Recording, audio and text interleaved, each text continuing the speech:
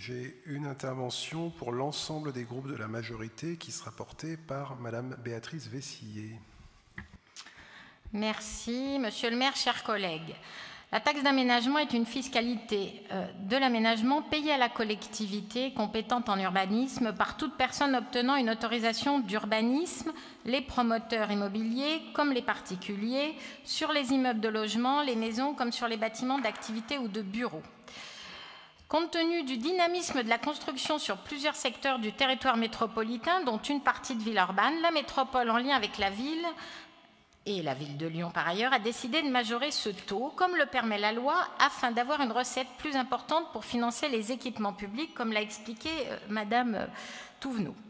Alors, je me permets, chers collègues, de vous indiquer que, certes, nous n'avons pas, au niveau de la métropole, fait de concertation avec les professionnels de l'immobilier, mais fait de l'information, d'autant que les professionnels de l'immobilier avec qui nous avions échangé fin 2021 nous avaient exprimé, y compris quand j'étais avec le président de la métropole, que la TAM donnait une certaine lisibilité, alors que le PUP, qui est un outil que nous continuerons à employer, en effet, le PUP est moins, et comme il est calculé au cas par cas, du coup, il nécessite un bilan particulier, tandis que la TAM donne une visibilité et une prévisibilité aux promoteurs immobiliers, et les professionnels ne sont pas du tout opposés à avoir cette visibilité sur un secteur beaucoup plus large.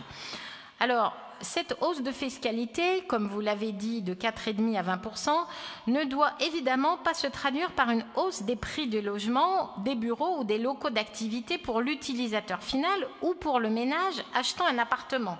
Mais elle doit permettre aux promoteurs de négocier à la baisse les prix d'achat du foncier.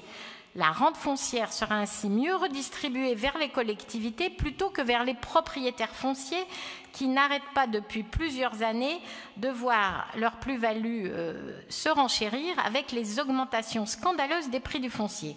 Nous décidons ainsi d'une mesure de rééquilibrage qui va in fine vers plus de justice sociale et nous saluons ici, Monsieur le maire et Madame l'adjointe, votre volonté sans réserve de vous emparer de cette possibilité pour un secteur, certes assez important sur Villeurbanne, mais dont les besoins sont clairement identifiés avec des équipements publics qui seront à réaliser. Et s'ils ne l'étaient pas, les personnes qui auraient payé la TAM seraient en droit de demander en effet des comptes sur le fait qu'ils auraient financé des équipements non réalisés. Donc je vous rassure sur ce plan, Madame Pro. Cette augmentation donne une lisibilité aux promoteurs, je le répète, et cela donne les moyens à la ville. C'est particulièrement important pour notre ville qui a connu ces dernières décennies une croissance démographique très importante sans que la croissance équivalente des équipements publics ne suive. Nous le savons, le retard est parfois important. Ce nouveau levier fiscal sera un des moyens de le rattraper. Le secteur retenu pour Villeurbanne, celui de Buère, Croix-Luisay, Flachet-Nord, est un secteur de forte pression où la construction de logements ou le développement d'activités économiques sera importante. Le choix d'y majorer la taxe est donc tout à fait pertinent, non seulement au regard des enjeux financiers déjà évoqués, mais aussi des enjeux d'aménagement urbain tels qu'ils sont posés dans le SCOT en cours de révision, où la sobriété foncière et le concept de zéro artificialisation nette sont des sujets majeurs pour les 10 à 20 ans qui viennent. Préserver les espaces agricoles et naturels, notamment en périphérie, tout en accueillant du logement et de l'activité dans les secteurs déjà urbanisés, bien desservis par les transports en commun, avec un objectif renforcé, renouvelé de qualité des logements, qualité d'usage, confort d'hiver et d'été, matériaux sains et naturels, avec des espaces de nature publics généreux, mais aussi des espaces de nature privatifs, avec les équipements et les services publics nécessaires, avec des mobilités non polluantes, ce qu'on pourrait appeler aussi du bon usage de la densité dans une ville apaisée et respirable. Vous l'aurez compris, la taxe d'aménagement majorée est ainsi un outil financier intéressant au service de nos politiques publiques et notamment cet outil contribue à fabriquer la ville de la transition écologique et solidaire que nous souhaitons toutes et tous. Nous voterons bien sûr cette délibération. Je vous remercie. Merci. La parole est à Madame la Première adjointe. Merci, Monsieur le maire. Chers collègues, Madame Prost, je vais vous répondre sur un certain nombre d'éléments. Sur l'estimation financière que vous avez effectuée, 5 000 € sur un achat autour de 300 000 €, je pense que le propriétaire qui négocie un T3 aujourd'hui à 4 800 € du mètre carré dans le neuf sera trouvé les 5 000 € de négociation avec le promoteur si celui-ci cherche réellement à vendre. Donc je ne suis pas trop inquiète sur cette tarification, sur cette taxe majorée qui serait répercutée sur les prix de vente. Aujourd'hui, je suis plutôt inquiète, et comme Madame Vessillier le soulignait, sur les prix du foncier qui sont la réelle cause de l'incapacité des ménages à pouvoir acheter des logements. Et aujourd'hui, on a un enjeu important de pouvoir planifier, de pouvoir permettre en effet qu'un certain foncier puisse être mis en construction. Mais c'est bien l'objet de cette taxe d'aménagement majorée, c'est de donner de la lisibilité dans le diffus, dans la production de logements dans le diffus, qui représente aujourd'hui 60% de la production de logements dans une ville comme Villeurbanne. Les zones d'aménagement concerté, les PUP, certes, nous en faisons une publicité, une communication plus importante, mais c'est finalement une part bien moins importante de la production de logements. Le deuxième avantage de la taxe d'aménagement majorée, c'est aussi de nous permettre de lancer des opérations phasées dans le temps, sans faire partir des morceaux de ville de manière extrêmement conséquente, pour lesquels les équipements proximité ne permettent pas de soutenir la croissance démographique. Ça permet de lancer quelques logements par-ci par-là, une opération de 30 logements dans une rue, ailleurs 30 logements, et donc de permettre une constructibilité. Nous avons un enjeu majeur aujourd'hui à permettre à ce que la filière de la construction ne se désagrège pas, puisque aujourd'hui sur la métropole nous voyons un vrai ralentissement de la construction, et nous estimons qu'au contraire cette taxe d'aménagement majorée, au lieu de geler des pans entiers de la ville, va permettre de lancer un certain nombre d'opérations. Et puis voilà, j'ai entendu la petite musique notamment de certains promoteurs, mais à l'échelle peut-être individuelle, certains promoteurs ne sont pas satisfaits, puisque en effet sur leur bilan ils doivent retravailler leur bilan, mais collectivement les promoteurs immobiliers ne sont pas exactement sur cette même longueur d'onde. Voilà, je vous remercie. Merci Madame Touvenot. Peut-être juste un mot rapide sur ce qui vient d'être évoqué, parce qu'il ne suffit pas d'affirmer quelque chose pour que ça devienne vrai.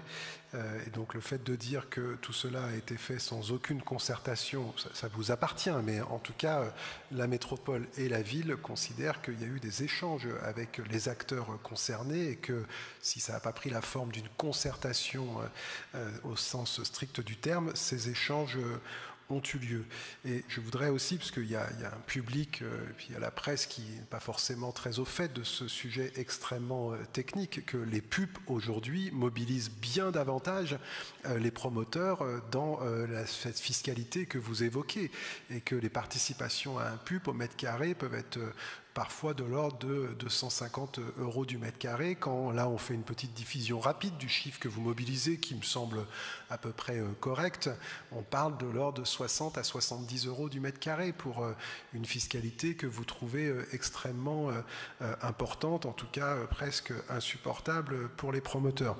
Et c'est vrai qu'aujourd'hui, cette décision, elle est aussi facilitée par l'inconséquence d'un certain nombre d'entre eux qui font de la surenchère et qui aujourd'hui sont prêts à acheter des mètres carrés de charges foncières aux alentours de 2000 € du mètre carré, quand dans les années 2010, c'est pas si vieux que ça, on était aux alentours de 600. Donc quand les promoteurs sont capables de trouver les moyens, les promoteurs et les vendeurs, de trouver les moyens de s'échanger des biens à cette hauteur-là, ben moi ça me choque pas que sur l'ensemble de ces transactions, on en prélève 13 millions pour construire des salles de classe, des équipements sportifs, des crèches. C'est à ce prix-là, à mon avis, qu'on aura une ville de qualité, et c'est bien dans cette orientation-là que nous allons.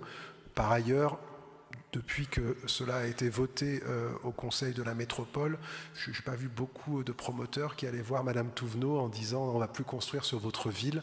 Donc ne rentrons pas non plus dans une forme de jeu, un peu de théâtralisation de cette séquence-là. Je crois qu'on partage en tout cas, parce que j'ai entendu Monsieur Le Faou au Conseil métropolitain, une vision partagée de continuer à construire, mais pas à n'importe quel prix et pas à n'importe quelle règle du jeu. Et quand on ne peut pas faire un PUP, il y a une taxe complémentaire qui est demandée pour participer à l'effort de construction, parce qu'aujourd'hui, la difficulté, c'est que finalement, le seul qui s'enrichit dans l'affaire, parce qu'en fait, les promoteurs aujourd'hui, ils ne sont pas vent debout contre cette mesure, ils sont interrogatifs sur ce que ça va générer sur les prix du foncier. On va les accompagner là-dessus. Mais ils l'étaient tout autant interrogatifs et inquiets quand Gérard Collomb avait mis en place le secteur de mixité sociale qui imposait 25% de logements sociaux sur l'ensemble de la métropole. Et on a entendu exactement les mêmes interventions.